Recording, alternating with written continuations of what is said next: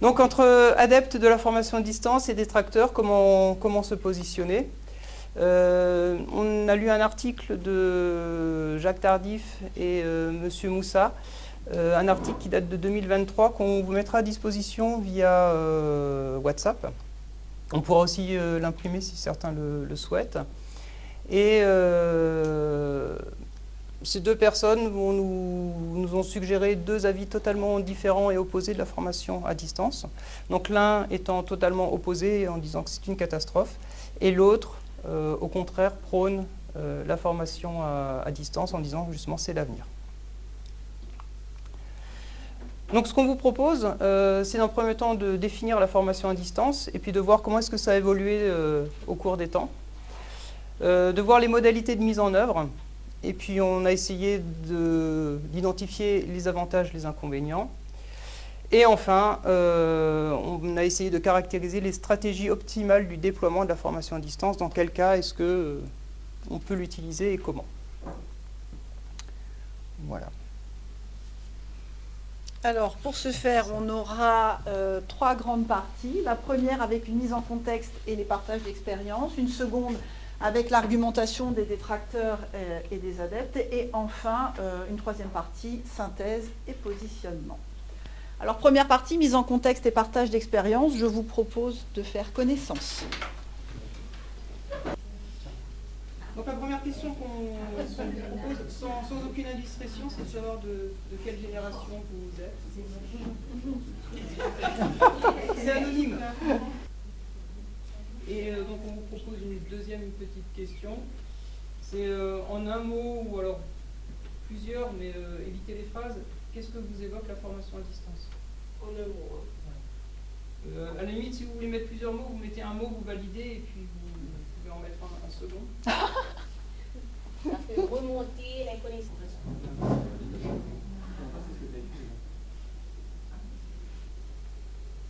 Spontanément, je dirais quand même que l'accent est un peu mis sur les choses un peu plus négatives ou perfectibles que sur les choses très, très positives. La complexité ressort, l'ennui, la solitude. Par contre, la complémentarité apparaît en bonne position aussi, ça c'est intéressant. L'aspect pratique aussi, l'accessibilité. La notion de technologie.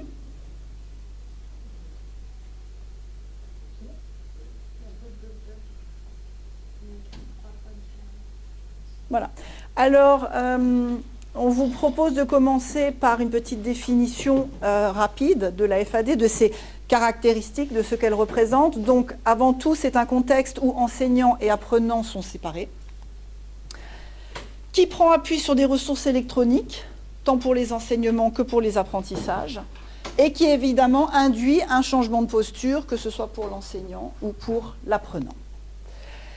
Petite précision, quand on parle de formation à distance, on entendra aussi souvent parler de formation ouverte à distance, donc c'est un point qui mérite d'être un petit peu plus approfondi. C'est une formation ouverte à distance, c'est donc un dispositif dont il faut retenir qu'il est souple, qui répond à des besoins individuels ou collectifs, qui comporte des apprentissages qui sont individualisés, avec accès à des ressources et des compétences locales ou à distance. Et elle n'est pas nécessairement sous le contrôle permanent du formateur.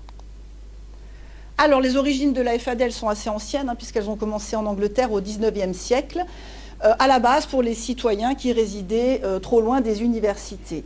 Alors, l'objectif, c'était l'égalité des chances et aussi faciliter la mobilité sociale à l'époque. Alors, la première génération, c'est 1840, et c'était constitué par des cours en correspondance sous forme d'imprimés. Seconde génération, un siècle plus tard, avec introduction des médias tels que télévision, radio éducative et le téléphone. La troisième génération, ce sont les enseignements qui sont assistés par ordinateur, avec recours aux multimédias, au téléphone et au fax que nous avons tous connus, ainsi qu'à la messagerie. Dernière et quatrième génération, médias interactifs et Internet avec forums, courriels, web, conférences, et avec des interactions qui peuvent être de type synchrone ou asynchrone. Nouvelle activité pédagogique en espérant que ça fonctionne. Pour maintenant un petit peu plus cibler les expériences. C'est le même vocable.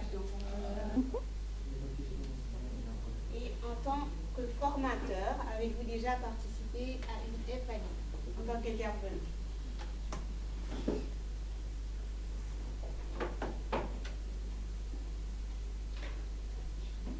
Voilà. Alors, les organisations de cette FAD, donc nous avons d'un côté effectivement les formations traditionnelles, de manière synchrone, telles qu'on les connaît, et puis il y a les spécificités de la FAD avec la possibilité de faire des choses en synchrone ou en asynchrone, en offline ou en online, et surtout la possibilité de mixer finalement ces deux types de dispositifs de formation.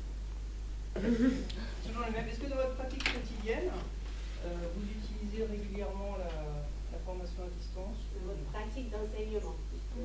Pratique d'enseignement.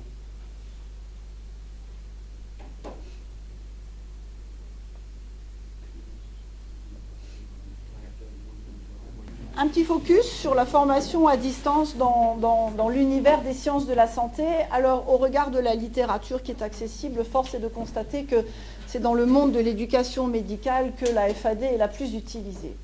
Il y a cependant des exceptions, on peut en trouver, par exemple ici en sciences infirmières, le développement du raisonnement clinique infirmier, réalisé à partir d'un dispositif numérique basé sur la concordance de scripts. On notera bien souvent la nature hybride du dispositif, c'est ce qu'on nommera le blended, comme par exemple cette approche, l'APP de la physiologie à l'université de Montpellier-Nîmes qui a été réalisée. Évidemment, ça nécessite le développement d'un environnement techno-pédagogique spécifique et dans ce contexte de changement de l'environnement d'apprentissage, il y a évidemment le développement et l'utilisation des outils numériques, de l'intelligence artificielle et des réseaux sociaux, comme par exemple l'exemple qui a été abordé notamment ce matin sur Facebook en tant qu'outil d'apprentissage en éducation médicale. Donc, dans cette deuxième partie, nous allons entrer dans le cœur de l'article et nous allons donc voir l'argumentaire des deux postures, des deux experts. Donc en 2019, on a posé, après le confinement de Covid-19, on a posé cette question à deux experts en éducation médicale. Tout à l'heure, on a vu le rôle des experts dans l'article qu'on a vu ce matin. Et cette question, c'était « Faut-il former plus souvent à distance ?» Et ces deux experts, il s'agit de Jacques Tardif, que vous allez bientôt voir, et de Ahmed Moussa, qui sont tous les deux Canadiens. Et là, je vous invite, vous, à vous positionner, à choisir un des experts. Vous allez voir les réponses qu'ils ont données. Et vous choisissez, on vous impose de choisir votre camp, quoi.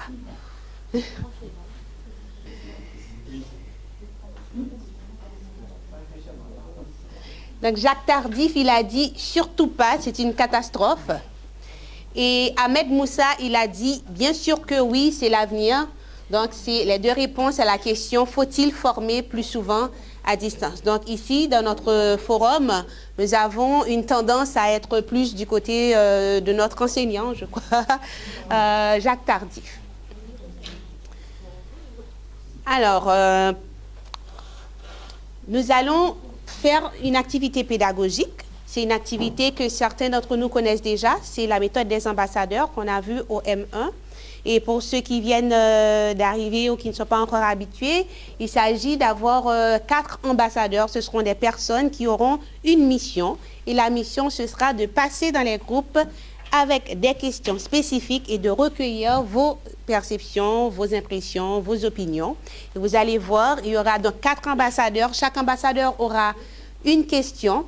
Et l'ambassadeur va passer avec son téléphone ou son portable pour recueillir les opinions, les impressions du groupe. Et l'ambassadeur donc aura pour mission de voir ce qui a déjà été dit, de ne pas le répéter. Donc en gros c'est ça. Donc on a déjà nos 4 groupes et on a 4 minutes par rotation. Donc qui se désigne? Le groupe 1, le groupe 2, 1, 2, le groupe 3, 3, le groupe 4. 4. Dans chaque groupe, vous désignez 2 ambassadeurs. Et le cadre, c'est évidemment un cadre bienveillant comme à l'accoutumée. Il n'y a pas de mauvaise réponse. C'est un cadre qui est bienveillant. Et chacun a droit à la parole.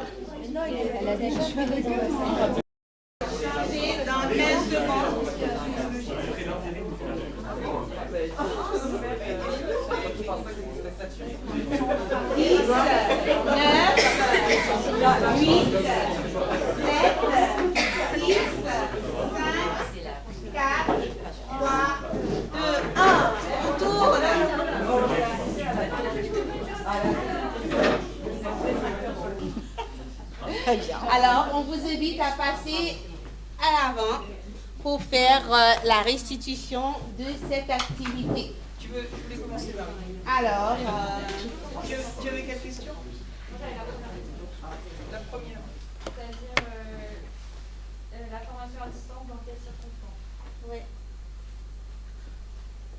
On a dit des raisons logistiques, trop d'étudiants, pas assez de locaux, pas d'enseignants, j'ai fait des fautes. Hein. Et ça peut aussi que ça peut être le même contenu est répété à plusieurs étudiants donc pour que ce soit juste pour tout le monde. On a dit aussi l'obligation de la formation numérique aux gens référentiels interdits. L'expertise qui n'est pas toujours présente sur le territoire, donc ça peut être utilisé. L'écologie, ne pas faire déplacer tout le monde. Disponible n'importe où, n'importe quand, donc on peut revoir plusieurs fois le cours s'il y a n'importe où et le voir selon son temps à lui ou à elle, donc ça autonomise les étudiants dans leur étude. Les personnes qui ont des contraintes, donc enfants malades, tout ça pourrait pouvoir le cours quand même s'ils ne peuvent pas se déplacer. On a dit la pandémie, les grèves et tout ça, ça peut être effectivement. Et du coup, est-ce qu'on ne pourrait pas remplacer les cours forme des cours à distanciel au lieu des cours qui n'ont pas de plus-value marquée comme les cours magistraux, parce qu'il n'y aurait pas un avantage optionnel, on peut s'arriver un peu dans les contraintes qu'on peut choisir. Si par exemple je ne peux pas me présenter, que je puisse quand même assister au cours par leur actualisation des connaissances et aussi former des étudiants en masse ou former des étudiants qui sont dans un large territoire mais qu'il y a quelques personnes dans quelques universités qui sont intéressées. Et l'accès pour les professionnels de la santé, donc le temps de déplacer dans la journée. Merci à notre ambassadrice Marie. On passe au deuxième groupe. C'est moi, j'avais la deuxième question. Oui. Est-ce que vous commencez par en haut ou en bas? Bon, comme tu veux. C'est égal. Par le haut? Ah oui, moi c'est en bas, mais ça va très bien. En bas. Alors, le premier écueil, ma question c'était, nous sommes détracteurs de la formation à distance, quels sont tous les points négatifs pour les enseignants et les étudiants? Donc d'abord, il n'y a pas de pratique clinique possible, on ne peut pas apprendre à faire un geste à distance. Il y a toujours une personne qui n'arrive pas à se connecter, qui éprouve des problèmes techniques. Les règles ne sont pas respectées, notamment on ne ferme pas les micros, on entend des autres. Et puis, je rebondis, il y a même des gens qui s'amusent à fermer les micros des autres parce qu'il y a certains étudiants, quand ils posent trop de questions, ils ferment leur micro, voire ils éjectent certaines personnes de la formation quand ils ont marre d'un ou autre collègue. Ça s'est vécu, qui paraît. La concentration, elle est limitée pour les étudiants. Ça demande à l'enseignant de maîtriser à fond l'outil informatique qu'il utilise. Et puis, malgré ça, même s'il maîtrise, il y a peu de place pour l'improvisation. Dans le sens qu'on ne peut pas décider de changer un contenu si on est en retard ou pour creuser une question qui nous paraît intéressante. Il y a un autre aspect très intéressant, c'est que c'est peu adapté au handicap, notamment à l'handicap visuel. Si on est à distance, nécessairement, si notre public a un handicap visuel ou auditif, ce sera plus compliqué, voire impossible. Problème de réseau, j'en ai déjà parlé, ça fait partie des problèmes techniques. Diminution des opportunités de poser des questions. Souvent, les étudiants, ils ont un peu peur d'oser poser des questions, de couper la parole. Dès qu'on coupe la parole à l'enseignant, on n'entend plus ce qu'il dit, donc on perd du contenu, donc on n'ose plus poser des questions. Ça rend plus difficile à organiser des activités de groupe ou de pédagogie active, même si c'est possible, mais ça demande à l'enseignant de l'avoir bien préparé à l'avance avec ses sous-groupes et tout ça. Une sensation de solitude pour l'enseignant, où quand il pose des questions à son auditoire, il n'y a pas de réponse derrière, ou en tout cas ça prend du temps, le temps qu'il connecte son micro, donc il y a ce temps de latence. Mais on parlait aussi du sentiment de solitude des étudiants ou des participants qui se sentent un peu tout seuls derrière leur écran. C'est inhibant pour l'étudiant, les échanges sont limités. On parlait aussi des engagements, de perte de motivation qui sont vraiment connectés, mais qui permettent aussi aux étudiants de faire autre chose, comme ils sont désengagés, peu motivés, ils font la vaisselle, ils payent leurs factures et tout ça. Voilà. Ensuite, c'est difficile aussi pour les enseignants d'identifier quand ton auditoire est en train de décrocher de ce que tu es en train de raconter. Et ça, j'ai passé, mais aussi, il y a trop de non-verbal ou pas assez de non-verbal selon comment les écrans sont faits. Alors là, je vous vois, j'ai votre non-verbal, mais quand on a des carrés très proches, parfois ça peut être même trop pour nous.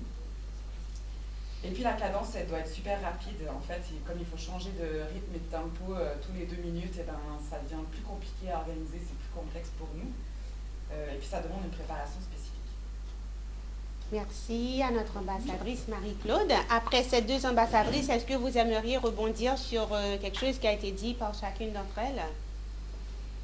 Quelque chose avec laquelle vous n'êtes pas d'accord, une solution que vous auriez face à ce qui a été dit par une des 2? Oui, Karine? Ah non, d'accord. L'apprentissage d'un geste, il y a des enseignements à distance sur l'apprentissage en numérique, mais voilà, nous on est quand même aussi physique, c'est compliqué, mais il y a des choses, je crois, qui existent. Voilà.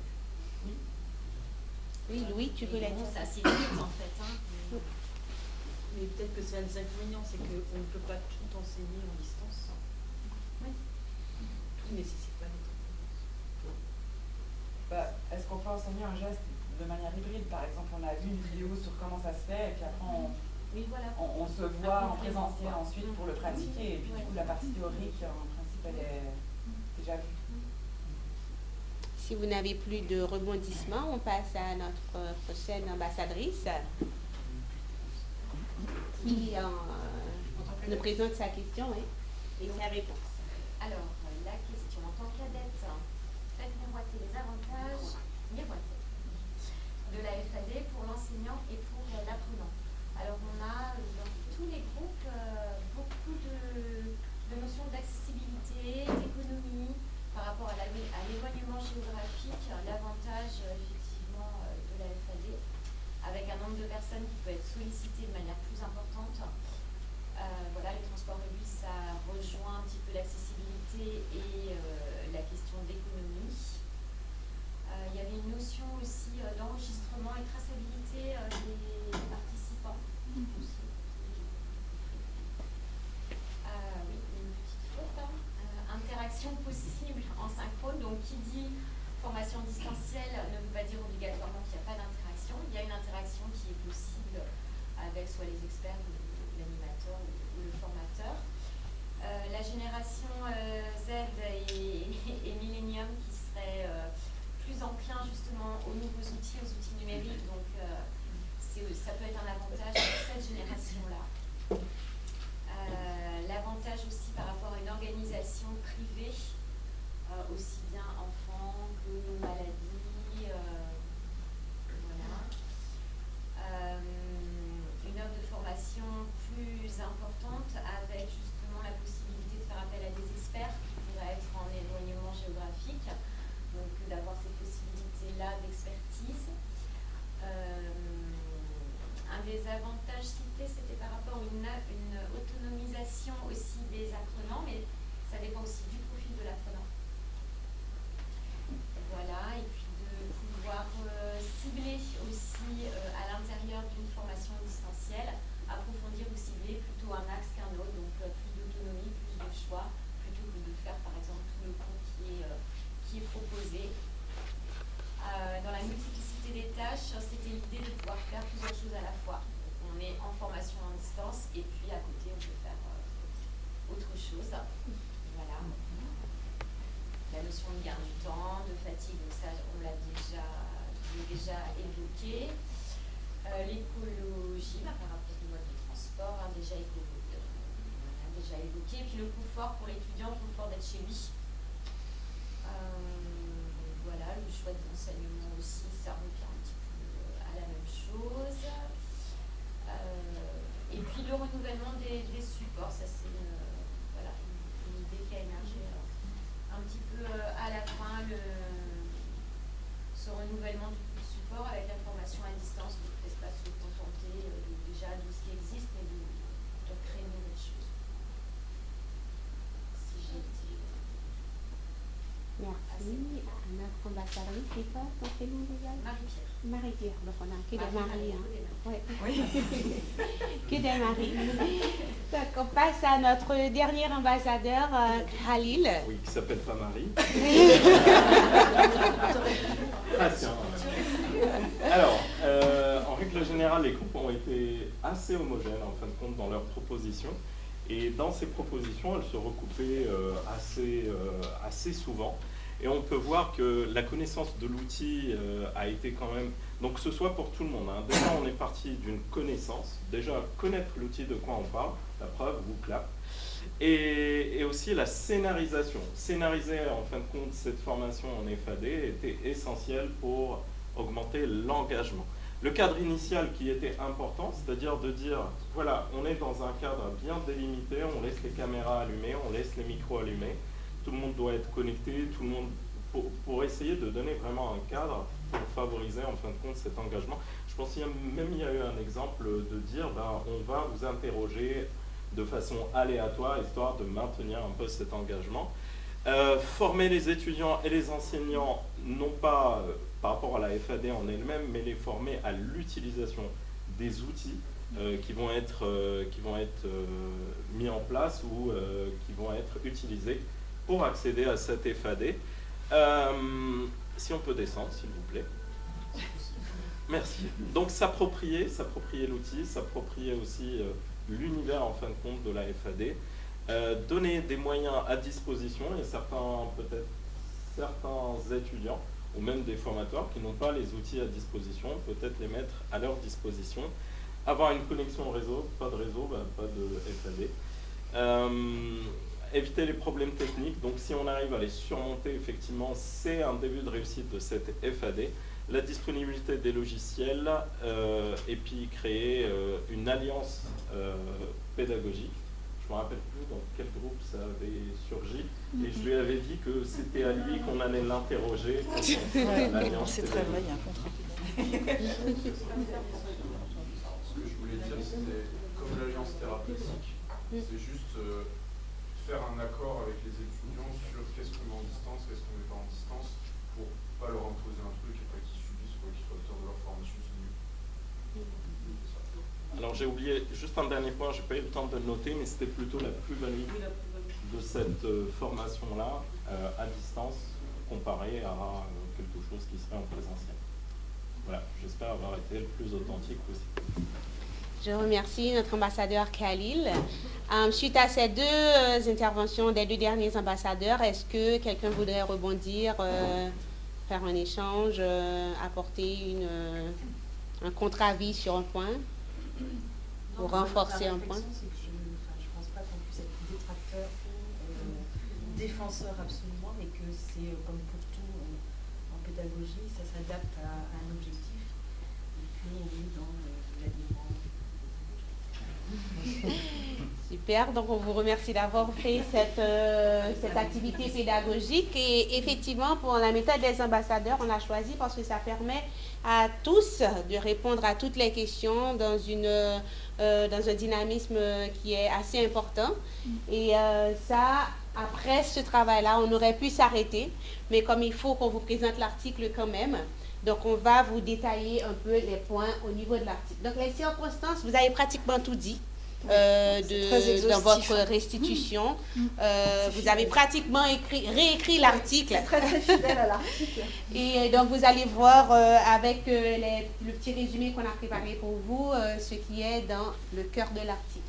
Effectivement, il y a des circonstances applicables à la formation à distance, à la FAD. Et ces circonstances, M. Maisonneuve, qu'on a eu ce matin, il les a relevées dans le tome rouge du livre de M. Pélasia. Et effectivement, c'est la dispersion géographique des apprenants, des ressources humaines et documentaires, l'adéquation des objectifs pédagogiques, comme on l'a dit tout à l'heure, le plus-value qu'il faut y avoir avec cette FAD-là, la sensibilité marquée des apprenants à la FAD. Tout à l'heure, tu nous as parlé, Marie-Pierre, des générations. En fait, donc, si les apprenants sont très sensibles aux caractéristiques de la FAD, donc c'est bien de les appliquer. Il y a aussi des limites présentées par M. Tardif, qui était un détracteur dans son rôle dans cet article. Alors pour M. Richter, à l'écran, à part les mots, tout est moins clair et impressionnant et les interactions en ligne manquent d'immersion et d'émotion. Alors c'est qualifié comme boire du champagne dans un verre de papier. Voilà. Alors le socle de l'argumentaire donc de Jacques Tardif, donc la présence dans l'absence, il évoque un certain mirage, les exigences de la professionnalisation, inaccessible espoir, et enfin le degré d'intégration des technologies encore loin de la coupe aux lèvres, puisque nous sommes en Champagne. Alors la présence dans l'absence, donc la privation de la contagion émotionnelle qui alimente ce sentiment d'appartenance et d'engagement. La dépersonnalisation des relations, le risque de dépersonnalisation des relations dans les environnements numériques. Et enfin, il rappelle que le facteur humain reste le pilier de l'apprentissage et de l'évaluation et que rien n'assure que cette présence soit suffisamment intense dans la FAD. Alors, un certain mirage, la FAD, elle coupe le sentiment de présence du formateur pour les apprenants. Ensuite, elle interroge la problématique de la sociabilisation professionnelle. On va voir après pourquoi. Et enfin, il y a un risque, et vous l'avez évoqué avant, pas mal, il y a un risque de confusion entre la confortabilité et l'accessibilité. Par la FAD, vous rendez accessible, il ne faut pas que ce soit qu'il y ait une confusion entre ce qui est accessible et ce qui devient très confortable. Voilà. Et il parle également des dérives du bricolage actuel, c'est-à-dire de l'insuffisance de formation ou de choses qui sont mises en application dans l'urgence, rapidement, de manière circonstancielle, et qui finalement relèvent du bricolage et ne rentrent pas dans les caractéristiques de quelque chose d'efficient.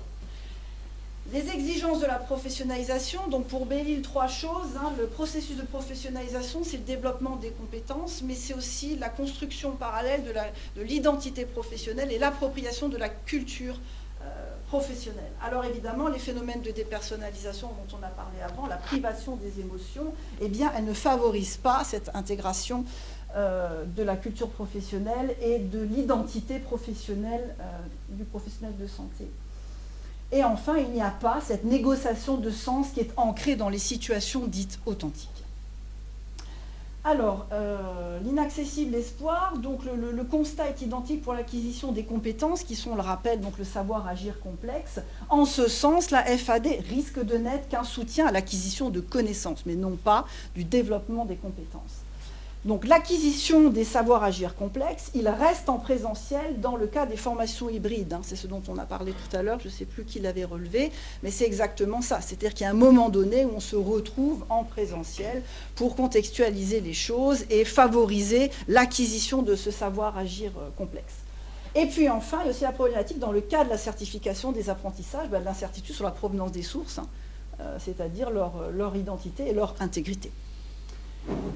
Encore loin de la coupe aux lèvres, dit-il, donc effectivement l'université de Floride a créé une matrice qui s'appelle TIM et qui circonscrit en fait les usages des technologies dans la FAD et qui définit ces usages, les usages qui optimisent les apprentissages en profondeur, puisque c'est ce que nous recherchons dans nos formations. Alors, cette matrice, elle définit 5 caractéristiques d'environnement d'apprentissage et 5 niveaux en même temps d'intégration des technologies. Donc voici ce que ça donne. Le tableau qui est publié avec d'un côté les caractéristiques d'environnement d'apprentissage et de l'autre le niveau d'intégration des technologies. Et évidemment, l'idée serait de se rendre au dernier niveau. Donc, pour Tardif, les FAD à ce jour ne sont pas inscrites dans cette logique de descripteur de niveau. Déjà, sans parler d'atteinte de niveau, elles ne s'inscrivent pas nécessairement dans cette description des niveaux. Les apprentissages signifiants et en profondeur et ceux authentiques mobilisables dans les fameux savoirs agir complexes doivent relever du niveau de transformation de TIM, c'est-à-dire du dernier, ce qui n'est pas le cas puisqu'on n'est même pas inscrit dans ces descripteurs de niveau. Et donc, il en conclut qu'à l'heure actuelle, la mise en œuvre de la FAD, finalement, est sans réelle valeur ajoutée. Et moi, je vous présente donc l'argumentaire de Ahmed Moussa. Ahmed Moussa qui repose son argumentaire sur du pragmatisme et qui parle d'abord des concepts fondamentaux et des recommandations pour une FAD efficace.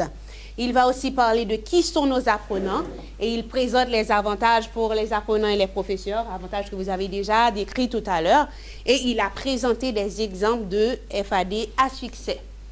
Pour Ahmed Moussa, la FAD efficace repose sur 3 choses: la distance transactionnelle, la présence des apprenants et l'autonomie des apprenants, qu'on a regroupés ensemble ici. Pour lui, la distance transactionnelle peut être sociale, elle peut être psychologique et relationnelle. Et il propose quoi comme recommandation? Il dit qu'il faut réduire cette distance en augmentant les interactivités, donc les échanges entre les apprenants et les formateurs. Il a aussi parlé de la présence et de l'autonomie des apprenants. Il dit que cette présence, elle peut être cognitive, elle peut être sociale et elle peut être pédagogique. Et qu'est-ce qu'il propose? Il dit que cette présence, elle est facilitée lorsque l'on fait des échanges constants de pensée, on dit ce qu'on pense dans la communauté virtuelle, on projette ses émotions et ses sentiments et on fait la conception et la facilitation d'expériences pédagogiques. Donc, il dit que la FAD est efficace lorsqu'on fait ces recommandations dans le bas, donc qui permettent de réduire la distance transactionnelle et de faciliter la présence et l'autonomie des apprenants. Pour Ahmed Moussa, qui sont nos apprenants actuellement? Lui, il pense que ce sont la génération Z qui aide nos universités. Donc pour lui, puisque nos apprenants actuels sont de la génération Z, donc la génération Z, c'est qui?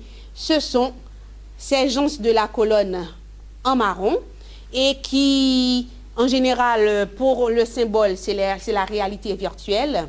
Ici, elle ne marche pas, le pointeur, désolé. Ici, la réalité virtuelle.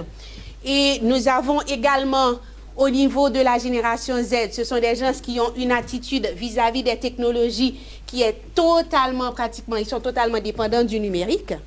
Pour lui encore, la génération Z, leur média de communication préféré, c'est donc la communication corporelle qui est un peu paradoxale. OK? Et en fait, leur préférence en médias de communication, c'est FaceTime, Skype, Snap, pour ceux qui ont des ados, donc vous verrez ça. Ceux qui sont plus jeunes, donc c'est leur façon de communiquer. Moi, j'ai une petite alpha à la maison, donc déjà, je pense qu'on aura des problèmes de communication puisque c'est robots, intelligence artificielle qui se projettent pour moi. Donc, pour Ahmed Moussa, puisque les apprenants sont de la génération Z, dans nos universités, donc il faut aller vers la formation à distance.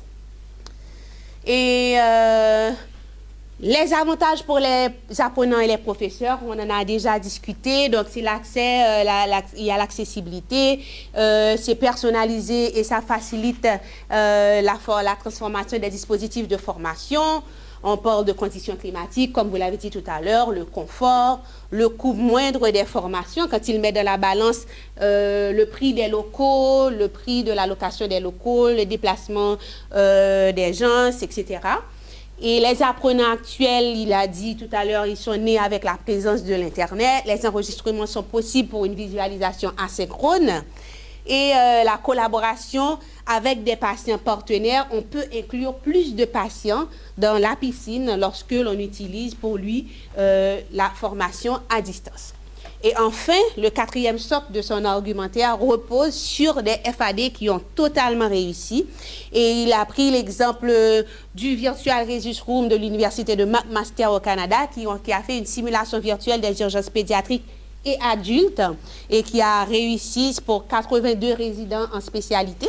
Il a également pris l'exemple du curriculum de télésimulation avec des patients standardisés de l'Université de Montréal et également l'ECOS virtuelle qui a été réalisé par le groupe pan-canadien en formation de surspécialité néonatale et périnatale où ils ont réalisé 10 activités professionnelles confiables sur 10 stations sur 4 sites dans tout le Canada. Et pour lui, ce sont 3 3 exemples de formations à distance qui ont réussi et qu'ils pensent que l'on peut utiliser ces exemples et les reproduire afin de réussir nos formations à distance. Les stratégies d'amélioration de la formation à distance, donc, ce serait de bâtir une structure et une logistique de formation qui permet l'apprentissage expérientiel, d'accommoder l'apprentissage synchrone et asynchrone, comme l'un de vous l'a dit tout à l'heure. Donc, c'est de mettre les enregistrements pour que ceux qui ne peuvent pas à un certain moment X, de revoir ces formations à un moment Y, de planifier et faciliter les interactions entre les apprenants, entre eux et entre les apprenants et les formateurs, et d'encourager les opportunités de pratique, et enfin de faciliter une communauté d'apprentissage. Et avant d'arriver à la synthèse, on vous propose juste de répondre à une dernière question, et puis après c'est promis, on ne vous embête plus avec ces outils numériques. Une avant-dernière. Oui. Alors maintenant, c'est à vous. Ah. Ok. Donc vous êtes tous extrêmement modérés. Et donc, on va conclure en faisant une petite synthèse de tout ce qu'on a vu. Ah, ça vous avez déjà voté. Alors, pour résumer finalement tout ce qu'on a dit, on a vu effectivement que la formation à distance, c'est un dispositif qui est ancien, qui existe depuis déjà longtemps, avec des évolutions qui ont été majeures, notamment au niveau des supports, des outils de mise en œuvre. Donc on est parti du simple courrier jusqu'aux plateformes audiovisuelles et jusqu'à maintenant le e-learning. Bon, le Covid-19 a été un catalyseur, hein, ça a vraiment propulsé la formation à distance en avant. Pour mettre une formation à distance en place, il faut effectivement faire attention à certains points, notamment la dépersonnalisation de la formation et les ruptures de contact entre les formateurs et les apprenants. Pour la mise en œuvre, il faut aussi respecter des fondamentaux. Tout ça pour dire qu'on ne peut pas improviser une formation à distance, que ça se prépare, ça nécessite quand même des moyens importants. Et des personnels formés en capacité d'animer et de suivre ces formations. Et puis, il y a aussi l'autonomie de l'apprenant qui est important d'arriver à quantifier. On en a parlé avant, effectivement, si certains arrivent à déconnecter ou à éjecter certains participants de la formation, ça peut devenir compliqué. Les 5 lignes directrices avec le tableau qu'on vous a présenté, qui sont effectivement à respecter en allant le plus possible dans la colonne transformation de team. Et puis, on a vu, il y a effectivement des déploiements réussis, donc c'est tout à fait possible et c'est des choses qui sont tout à fait faisables.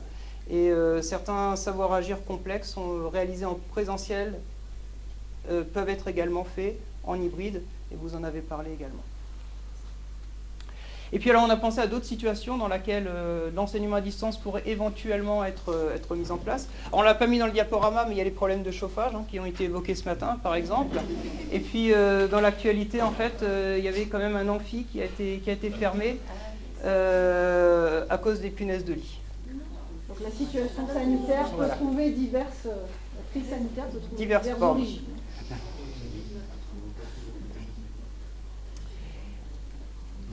Par rapport à un petit regard critique au niveau des articles, par rapport à ce que disait M. Tardif, en fait, les MOOC et les parcours d'e-learning permettent un suivi quand même dans le détail. L'évaluation continue est tout de même possible. Et puis, les parcours peuvent malgré tout être individualisés. Par rapport à M. Moussa, on s'est dit qu'il ne tenait pas forcément compte de la diversité générationnelle qui peut exister au sein des universités. Oui, parce que nous, on a vu là tout à l'heure que dans notre salle, on n'a pratiquement pas de Z. Voilà. Là, tout à l'heure, dans ce qu'on faisait, on n'avait pas de Z. Les apprenants ne possèdent pas forcément l'autonomie ni le matériel nécessaire à la réussite d'une formation à distance, en tout cas en formation initiale. Il faut avoir le matériel aussi à soi. Et puis, le déploiement d'une formation à distance sous-tend effectivement l'existence d'une communauté d'apprentissage. Et c'est des choses qui peuvent être compliquées au niveau des institutions, parce que ça a quand même un réel coût de monter une formation à distance. C'est quelque chose qui n'est pas forcément évident. Et puis enfin, pour les deux auteurs, on a relevé que les définitions de formation à distance, de formation ouverte à distance, n'étaient pas clarifiées clairement. On s'attendait à trouver des définitions beaucoup plus claires, et en fait, ils parlent de formation à distance, mais de manière très générale, et on trouvait que la définition aurait peut-être pu être plus claire. Voilà. Donc c'est juste pour représenter effectivement, au niveau des générations, on vous les a placées, voilà. Alors, Monsieur Moussa n'a pas trouvé sa date de naissance, il a été diplômé en médecine en 2004, donc on le place X ou Y. Alors il doit être X, il est plutôt X. Il est X. Plutôt X. Voilà. On voulait juste, avant de vous quitter, quand même vous lire la citation de M. Peraya, qui est un docteur c'est pas un sociologue, c'est un... Ah, j'ai oublié. En communication. En communication, voilà. Quand il existe une véritable plus-value pédagogique ou didactique, il ne faut pas hésiter à mobiliser ces techniques. Dans le cas contraire, mieux vaut y renoncer. C'est un principe de parcimonie. Vous l'avez tous respecté finalement, on a vu dans le dernier sondage, tout le monde disait oui, non, enfin tout dépend des circonstances et des moyens. Et puis enfin, on se posait également une question, c'est est-ce que l'éloignement géographique de certains étudiants et intervenants du master dans lequel nous sommes,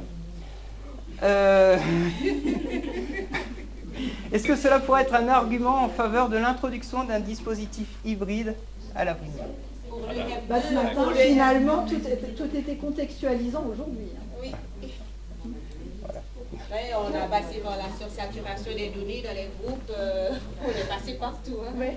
Donc, il fallait contextualiser et donc se demander est-ce que, comme on a Isabelle avec nous, est-ce que c'est pas à l'avenir penser à un dispositif hybride pour le master? On vous passe la parole. Je ne suis pas responsable de cette formation, mais je crois connaître la réponse du directeur du CFRPS à ce sujet. D'accord. Enfin, pour finir, assez rapidement, on aimerait juste encore que vous répondiez à deux questions sur WooClap. La première. Comme on est en pédagogie, il faut évaluer en général le dispositif.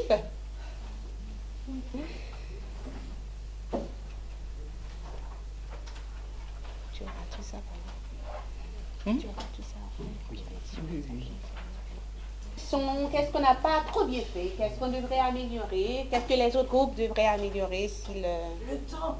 Oui. On a compris. Il est 2h20. Bonjour. On évalue... C'est bon. Donc, ainsi, on vous remercie d'avoir participé à notre évaluation. On s'est rendu compte en travaillant qu'on était un groupe de blocs. Une IBOD, un IAD et une chirurgienne. C'était pas fait exprès.